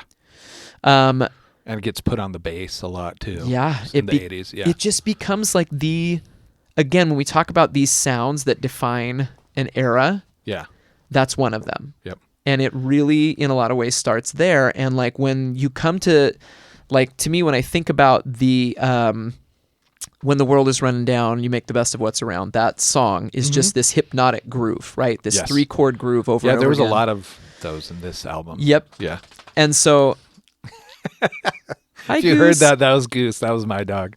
That song is such a great showcase for that tone, that sound.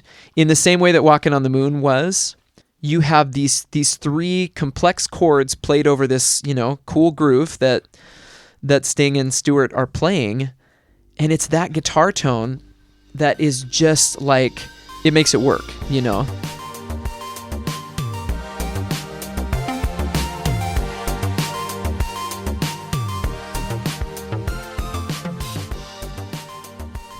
Gum out.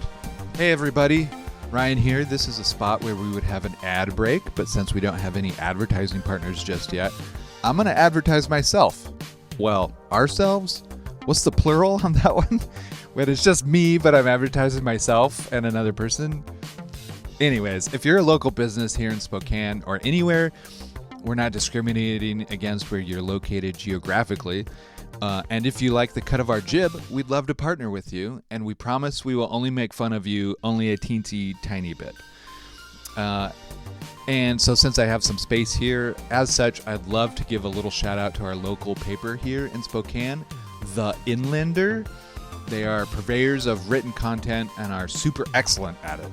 I really enjoyed a recent article about D&D, and there's like a little renaissance here, a renaissance going on here in Spokane with game shops, whether it's D&D or board games or card games or whatever.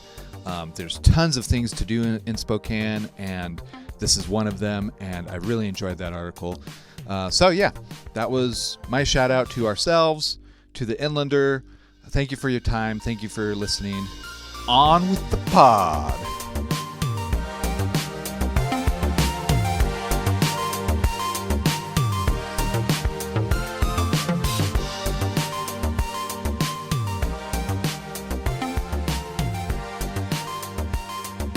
This is so funny because he's a short-haired dog and half the lower part of his body has no hair.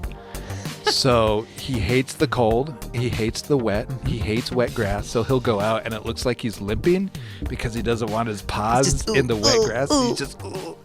So he hates going outside in the cold and the wet. It's mid-November here in Spokane. It is cold and wet. It is cold and wet. It sucks. Okay, so top favorite 3 songs. Hold on. Oh, let's not go there yet. Okay. Because there's a couple things I want to talk about. Okay. Maybe we'll cover this. I just want to say, Andy, last thing I'll say about the chorus. Andy Summers, right?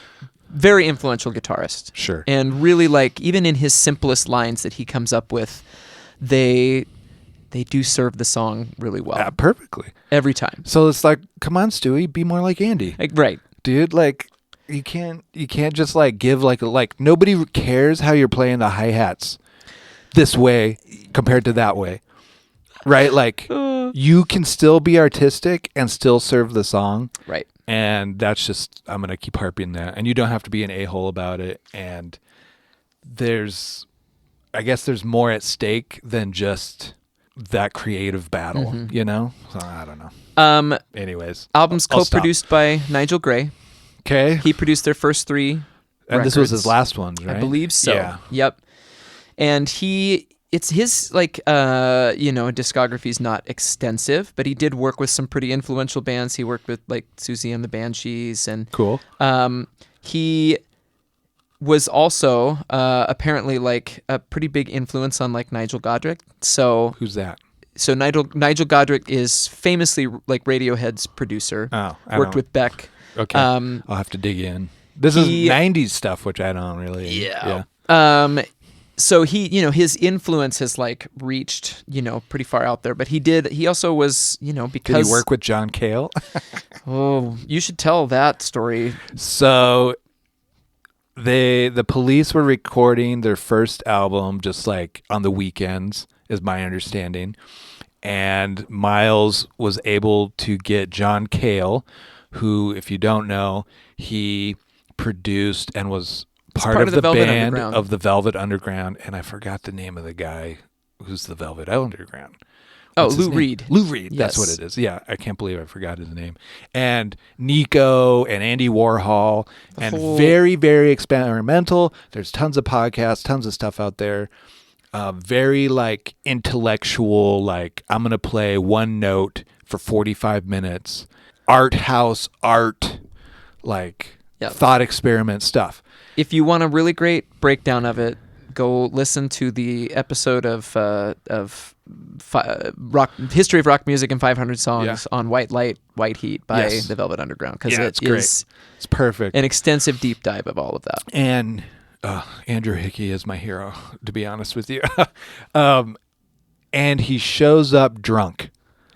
And so they were like, nope, he's out of here. And so that's a weird what if timeline. Oh, I can't imagine what early Police song produced by, John, a mandolin player playing a mandolin all throughout the Police music. Like, that would be insane. I wonder how the personalities would have come together, or if they would have. Yes. And okay, so yes, we're going to talk about songs on the record. Yes, your top three bangers. My top three are probably the opening three. Oh, you're agreeing with Sting. I am, and I would too. I'm going to differentiate on one song. Okay. Because I'm a bass player, and I texted this to you. Yeah. Don't Stand So Close to Me and Driven to Tears. Those are great songs. I love those songs. But I also like Shadows in the Rain, and just because of the bass tone alone is just perfect. It's like the perfect P bass tone that is just like, it just sits perfect. And if the you groove groove is really cool. The groove is really good. Everybody's work is really good in it. It's not really it's definitely a time filler, I feel like, because there's no like structure as far as like, there's no like verse chorus. But I like that they're still doing that at this point, that they're like still just being a band that likes to jam. Yeah. Like Voices Inside My Head, right? Where it's just a repeating chant, essentially. And it does really showcase like Stewart's hi-hats and his hi-hat work, I noticed. And it is impeccable. Like, it is beautiful. I love it. And then Andy's stuff that he's doing on it is it's a great like instrumental, and there's some chanting stuff going on, but whatever, Sting. Right. Whatever. That's like, but it's just a great like. So that was anyways. I think those are the things that, especially with their still trying to kind of work in their reggae influences, you can hear it a lot in like Shadows in the Rain and the grooves and things like. But it's almost like hard reggae, as in like I don't know reggae enough to. Maybe I'll do a deep dive here pretty soon, but I don't know it enough. But it feels to me that there's more like loosey-goosiness in actual reggae, and this is like them. It's a hard beat, like they're sticking to the beat, they're sticking to the bass groove. Essentially, I think there's more improvisation on a bass guitar in regular reggae.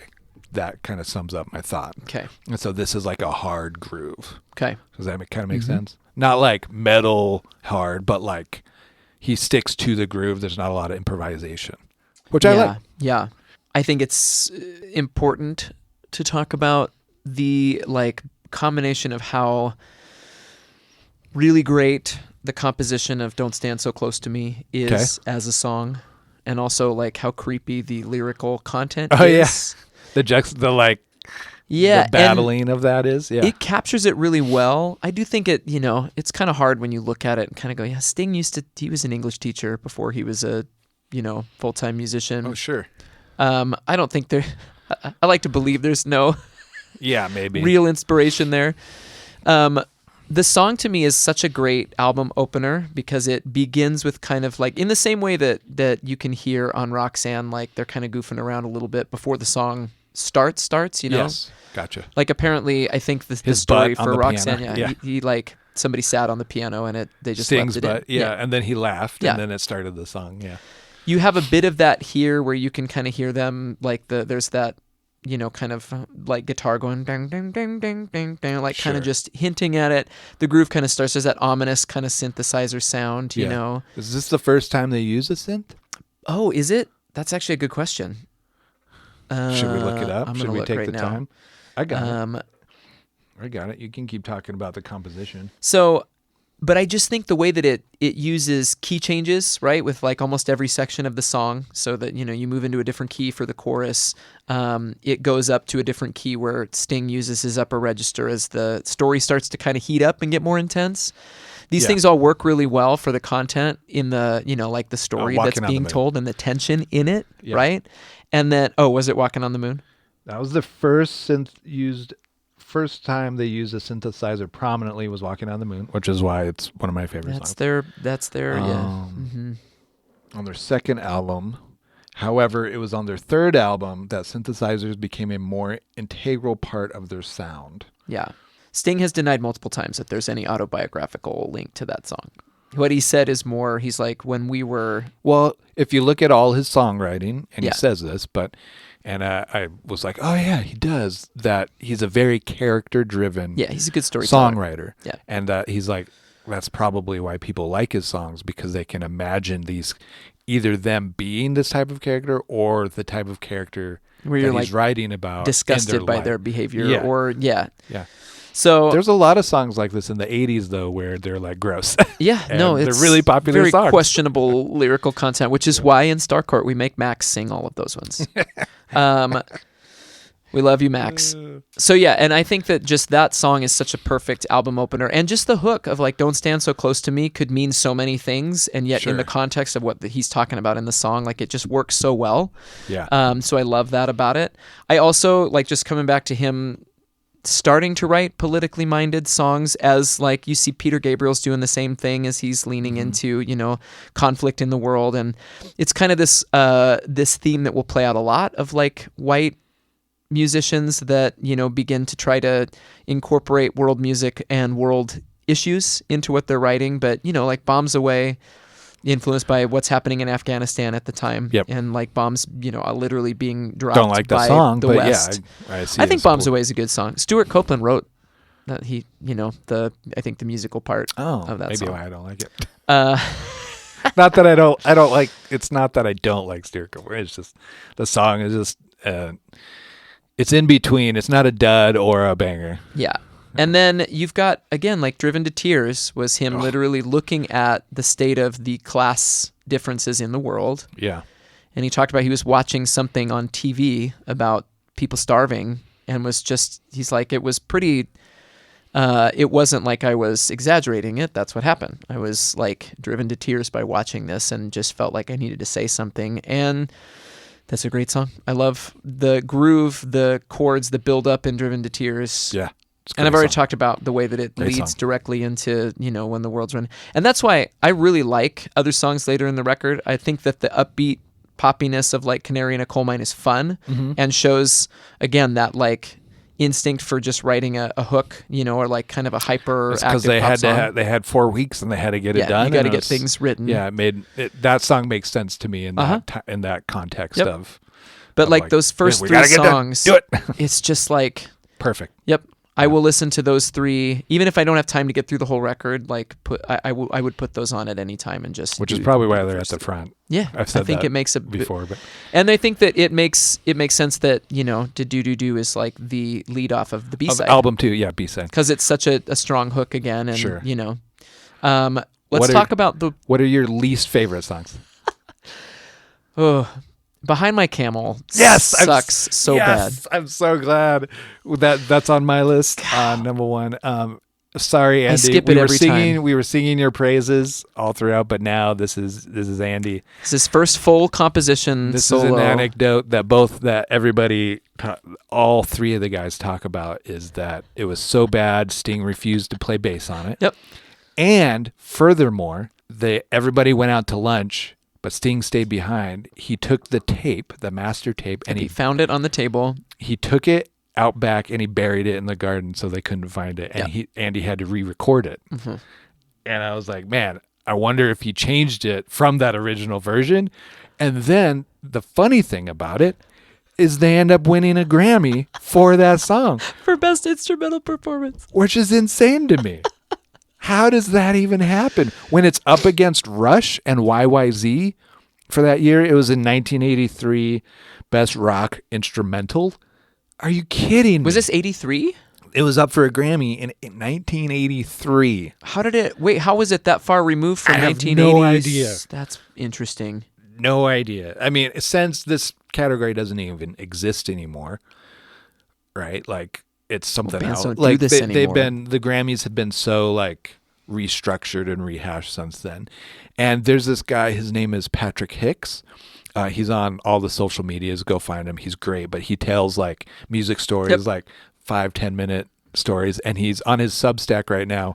He's doing the history of the Grammys. He's going through each one and fascinating, like, starting from the beginning. And he just recently did 1983, and he talks about this, about how it's kind of a travesty and like, anyways. So it would be super cool in our future, Patrick, if you're listening, to have you on our show where we can talk about the Grammys in the 80s and the Grammys in the 80s and all that sort of stuff. That would be super cool. No, I think that track is, I skip it every time. It's terrible. It's real bad. And I mean, the thing is, I actually really like a lot of Andy Summers' more atonal playing on a lot of the songs, like where he'll pull a guitar solo out, like the one in Bombs Away, I think is awesome, where he plays this kind of almost Middle Eastern inflected, like he's very modal and like pulling from things that are not pop or even like rock guitar sounds.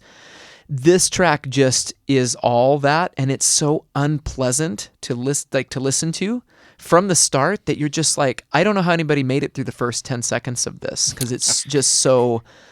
And unfortunately, this will be a trend with the songs that Andy Summers contributes to records. Like, they are the ones you skip when you listen. Like Synchronicity has another one that I think he sings on, and it's just awful. Terrible. It's god awful. And what I think is really funny about like all of that, like Sting refused to play bass on it or whatever, you know, is in a way he then doesn't have to claim any responsibility for how bad that track is. In the track, he's like, I tried to tell everybody, you still gave it a Grammy award for some reason, you know, like I think, I don't know, I don't really follow the Grammys because anymore it's just a popularity contest, right? Like, it just feels like the high school yearbook adjectives or whatever they're called. Sure. It's even funnier to me. Voted most likely to succeed or whatever. It's it's just a popularity thing. Nobody actually knows what's happening. Like, apparently the name behind my camel was a joke that Andy decided to do because he felt like the rest of the band knew that it was crap. So he's like, "What do you find behind your camel?" A big pile of steaming. Yep. And yet still followed through. We're putting it on the record. It makes you wonder, like, maybe in that short of a time frame, didn't have anything. Yeah, you had to fill it out. Yeah, in 4 weeks. Yeah, you just don't have anything. Yeah. So let's cover this really quick. Okay. So the two singles that were released to pop radio were "Don't Stand So Close to Me" and "Do Da Da Da." These were the ones that finally, kind of for the Police, like started to crack the U.S. charts. Yes. Yeah. So you have "Don't Stand So Close to Me," because both did well in the UK. "Don't Stand So Close to Me" hit number 1 on the UK charts. Yep. It was their third number 1 single in the UK. Do, I think it peaked at number 5 on the UK charts. Okay. But both of them were top 10 Billboard singles in the US. Cool. So I think "Don't Stand" peaked at number 10 in the Billboard charts, and this is 81 because, again, this record came out late 80. Yes. So this is 81. October of 80, yeah. And Do, I think, also peaked at 10 on the Billboard charts. And then finished the year, Do was 57 on the end of year chart for 81. Okay. And then "Don't Stand" was 71 end of year. And if you look at the album charts for that year, which I also pulled up here, this is end of year for 19... Let's see, this is 1980. 81. Okay, let's do 81. Yeah. Yeah. The top 10 are it's so funny, some of them, like "Betty Davis Eyes" by Kim Carnes, "Endless Love" by Diana Ross and Lionel Richie. Oh my gosh. Kenny Rogers' "Lady." And then you have "Just Like Starting Over," which was posthumous hit for John Lennon because he'd just been shot. So it ended up kind of being a big thing. Okay. Wow. You know.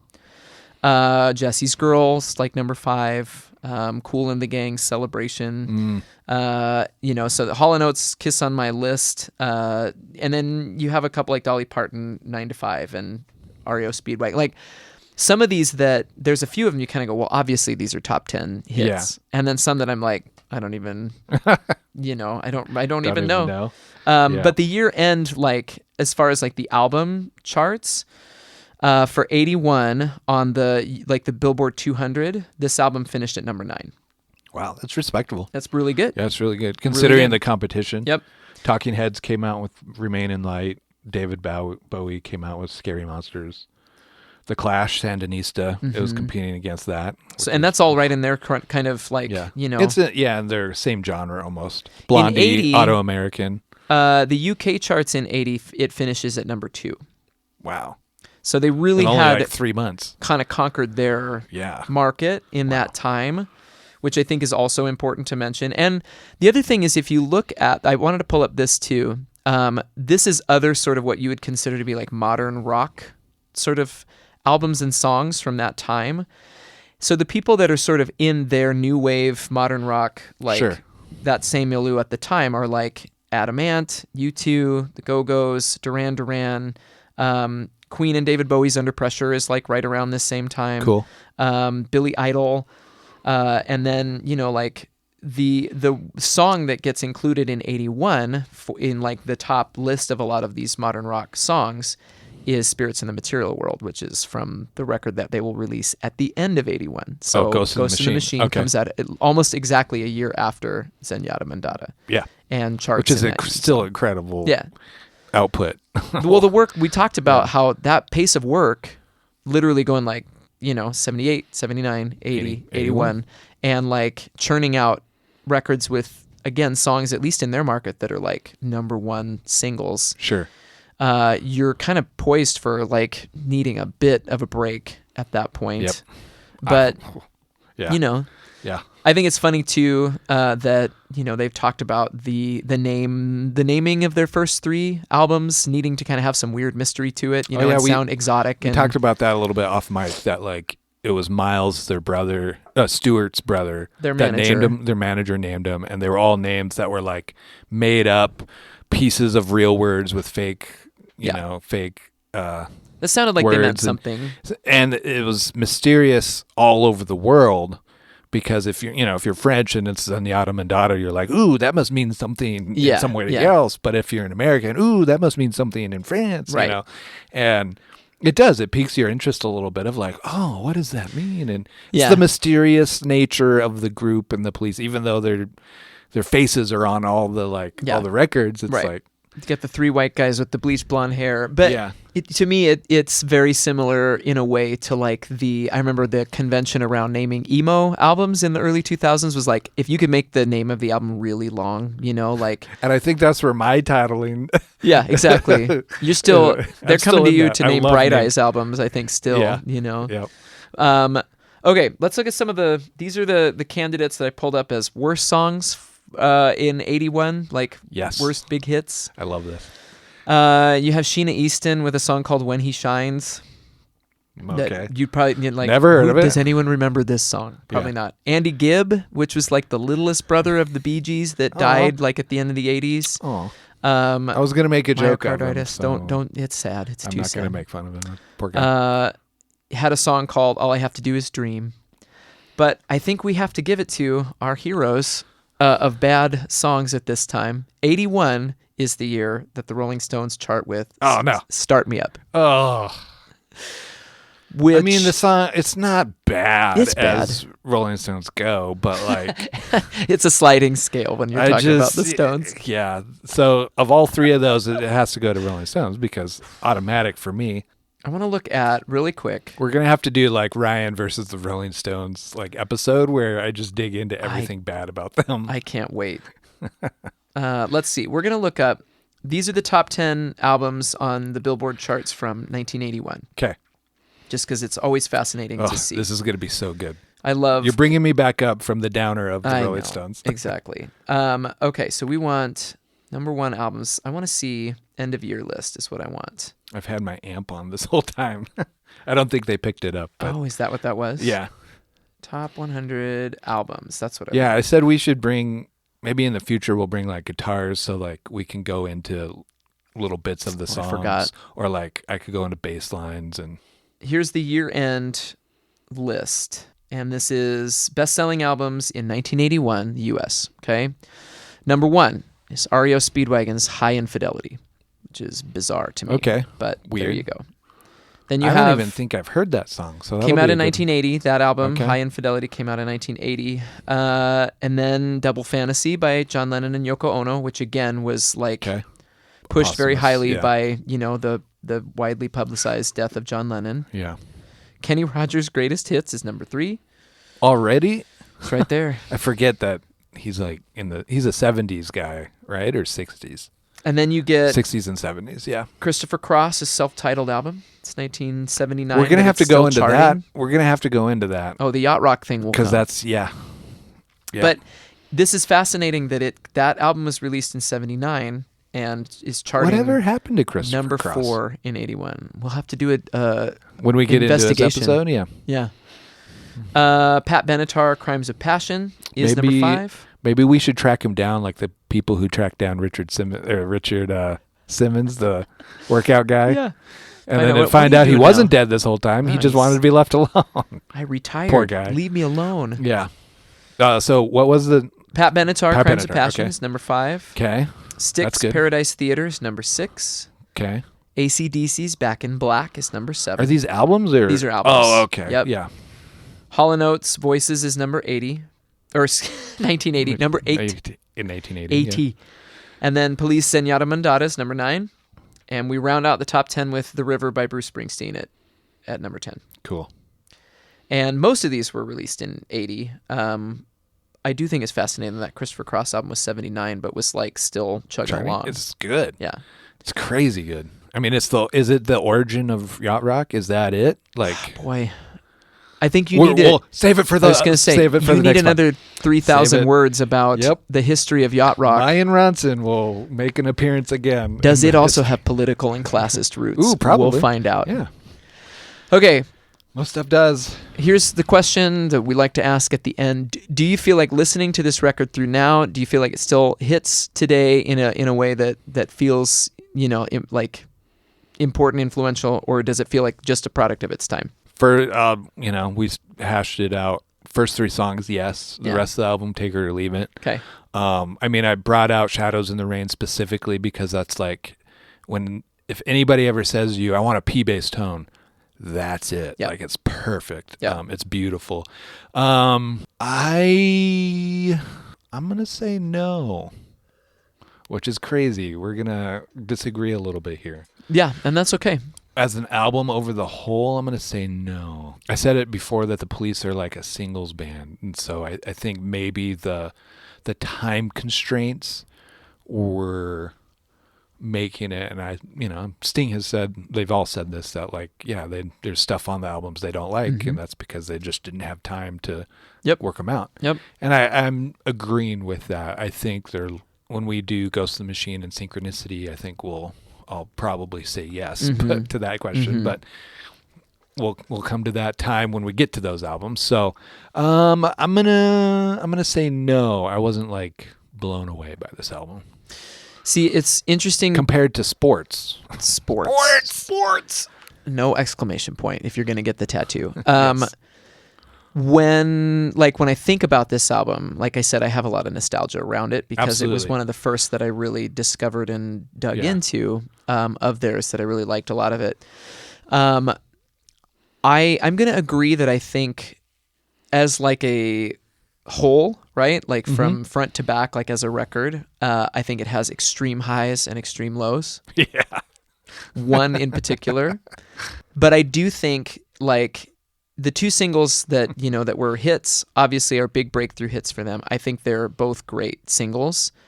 I would take this record just again to listen to those first 3 songs like on a loop. I think that they are, just like I said, it is to me one of the most perfect 3-song like openings in a record that like it's hard for me to think of a record that has a better 3-song just like bam bam bam like hits you with the best this band has right out of the gate.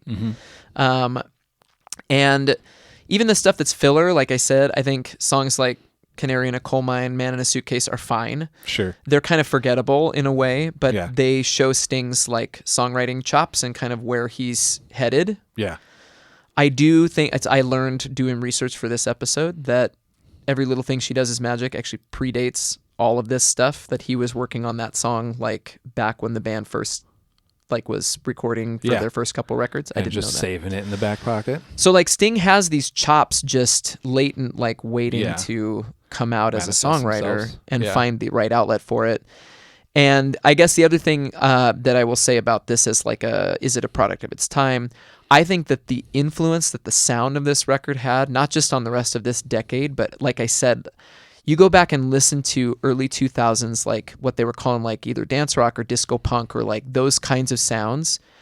And it's like it's all right there. You can hear it. You can hear the drum grooves, the way that the drums sound, the guitar tones like that are really like Andy Summers goes from these very lush chorus tones to almost like this ice picky kind of like, like that really thin strat kind of tone. Yeah. And that's exactly what all those bands were trying to do. And it's like when I listen to something like... wasn't he using a telly? I think he did have a strat that he played. Okay. Like I think famously like the Every Breath You Take riff is like, strat riff. But that makes sense. The fact that like you go back and listen to Take Me Out by Franz Ferdinand. Oh, sure.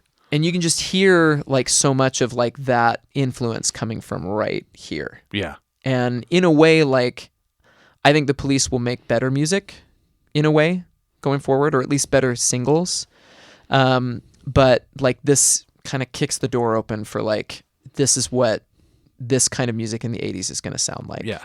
And that reverberates on through, it's not the clean, like highly produced pop that we think of from the 80s. Yeah. But when it comes to that... Because it's the mix of punk and like there's a realness and a rawness there. Yep. But it's still like clean, and the EQ and the mix is just really great. And everybody sparkly. sits in their spot and has like, and that's why, like I said, if I'm listening, if I have, like time to like, but can't get through the whole record, like even just Driven to Tears into When the World is Running Down to me, just I would just lay on the floor and just be like, this is it, like the hypnotic kind of groove of those two songs. Right on. And so that's where I land on it, and it's why, like I said, I go back. If I pick a favorite Police record, this is it, even if I have to skip Behind My Camel every time. Yeah. So Legacy is chorus is still here to stay. They did end up winning 2 Grammys for this record, and a big influence throughout. I mean, for the rest of the time immemorial because of this album. Yeah, I agree. I like it. I dig it. It's a good listen. I don't know if it holds up today. Sure, that's all. And it's one of those things too where you realize that there's people just have some strong opinions about Sting in general too. Oh, and all of them. Yeah. They're gonna like. I'm kind of scared, but we can take it. Yeah, I can take it. It's okay. It's good. The hot takes are flowing and scalding. They're gonna come more and more, baby. Is there anything else about this record that we didn't mention that you want to I'm sure mention? there's a lot, but I forget. Like I said, we'll have more chances to get into the like I said, reggae, punk, new wave of it all when we talk about other bands in this 3,356 words in total is like all my thoughts, and I'm sure there's a ton of stuff in there that I paraphrased right over. I think you should put some of that in the show notes somewhere accessible. I really want to just reiterate the story of music, popular music today is, and you really need to dig into it to understand it nowadays because of the history that goes way back. It's really the history of black women getting their songs taken by black guys, getting their songs taken by white guys, and then getting popular off of it. Mm-hmm. And when you understand that, you realize why my hatred of the Rolling Stones is what it is. And you just really need to understand that from a historical perspective. And when you do, your appreciation for I mean, really all music, it just goes up and up and up and up. Yeah. Right. And if you think you're too good or you just don't like what we're talking about, like I just get other people's perspectives. Right. And that's what it means to be human to an extent. And just open yourselves to the possibility that other genres of music, and maybe what we're talking about isn't resonating with you. That's okay. We're going to get to heavy metal. None of us like it, but we're going to get to it, and we're going to give it the respect it deserves because it's still art. It's Hysteria, still, it's on the list, okay, you guys? I mean, I love Hysteria. I don't feel like that's heavy metal, but hair metal? Is that 80s hair metal? Hair metal, I mean, like Guns N' Roses or like anything from the LA, Motley Crue. I have no respect for them as like artists and musicians. But maybe you will. But we're going to dive into it anyways, and I'm going to change my opinion, and I'm going to come into it open-minded, and I'm going to take my own advice to heart, I hope. And maybe that's one where we get somebody who loves that. Definitely. And I'll come away with like different opinions. And maybe I'll love it. I don't know. Well, we just mentioned a record on that top 10 list, and I'm like, that will be Back in Black? Yeah. That'll be a really interesting one to I mean, cover. I think it's awesome. Yeah, no, it's a great record. Great. Yeah. I love AC/DC, and that being a big shift in the band, that'll be we'll have to. There's that TikTok or Instagram account who was like, AC/DC in the recording studio. Hey guys, man, we really need a new singer. Who do you think should be a singer? I don't know, guys. Who do you think it should be? It could be any one of us. Yeah, the singer. Well, on that note, thank you for listening. We love you. This has been your dad's record collection, an 80s album retrospective. Please find us on social media, like, subscribe, do all the things so that you can continue to get future episodes. We've got a lot more records to cover, and we're excited to talk about them. Infinite. Yeah, it's like the more we dig into it, the more it's like, oh my goodness. We've set ourselves up with a project for years to come. So thank you for listening. Bye-bye. Goodbye.